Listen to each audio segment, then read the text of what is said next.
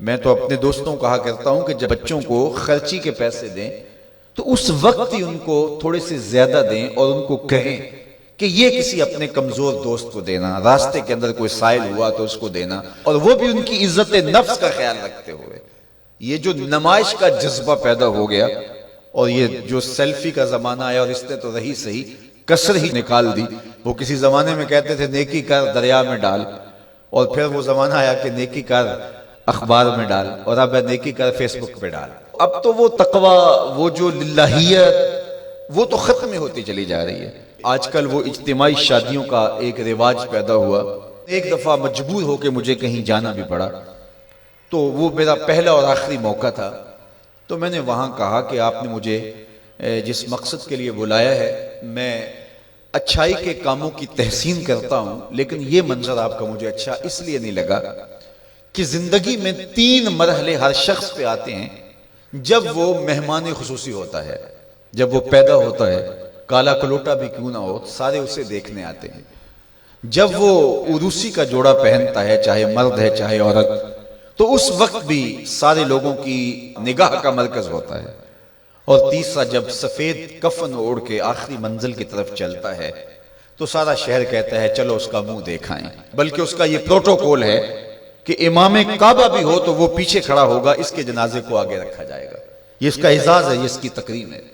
وقت کا غوث بھی ہو تو وہ بھی پیچھے کھڑا ہوگا، اس کا جنازہ آگے رکھا جائے گا، یہ اس کا اعزاز ہے۔ تو میں نے کہا یہ 3 موقع ہوتے ہیں کسی کمزور سے کمزور، غریب سے غریب، عاجز سے عاجز شخص کے لیے بھی عزت کے، اور آج آپ نے ان سے یہ موقع بھی چھین لیا کہ اسٹیج کے اوپر مخیر حضرات بیٹھے ہیں، اور ایک قطار میں بیٹیاں بیٹھی، اور ایک قطار میں جو ہے وہ دلہے بیٹھے ہیں، اور ان سب کے رشتہ دار سامنے، باراتی 20-20 40-40 لوگ آئے ہوئے ہیں۔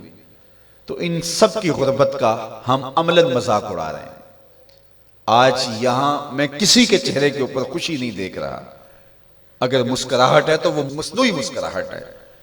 کاش کہ ان کے ماں باپ کے گھروں میں جا کر کے تنہائی کے اندر ان کی مدد کرتے، اور یہ بیٹیاں اپنے گھر سے نکلتی اور ماجرا ہوتا۔ اب ان کی غربت کا گواہ آپ نے کتنے لوگوں کو بنایا، اور صرف اپنے اشتہار کے لیے۔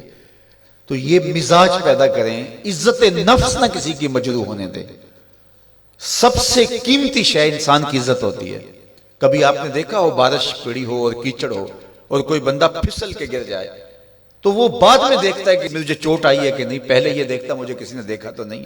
اس کا مطلب یہ ہے اس کو اپنی جان سے عزیز اپنی عزت ہے۔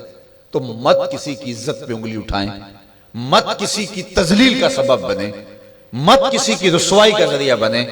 لوگوں کو عزت دیں۔ جب تک غلامی موجود رہی، حضور نے فرمایا کہ جو خود کھاتے اسے کھلاؤ، جو خود پہنتے اسے پہناؤ۔ وہ تمہارے بھائی لگتے ہیں، ان کے ساتھ حسن سلوک کرو۔ جبکہ وہ آقا کا جوتا بغیر اذن کے چھو لیتے تھے تو آقا اس پہ بھی کوڑے مارتا تھا، لیکن میرے حضور علیہ السلام معراج سے واپس پلٹتے اور کہا بلال تو کون سا نیک عمل کرتا ہے، میں نے جنت میں تیرے قدموں کی آہٹ سنی ہے۔ کیا خیال ہے ایسے ایک جملے نے دور غلامی کی ساری تھکن اتار نہیں دی ہوگی، اور غلام فرش اٹھ کے فراز عرش پہ نہیں پہنچ گیا ہوگا؟ یہ عزت دی ہے۔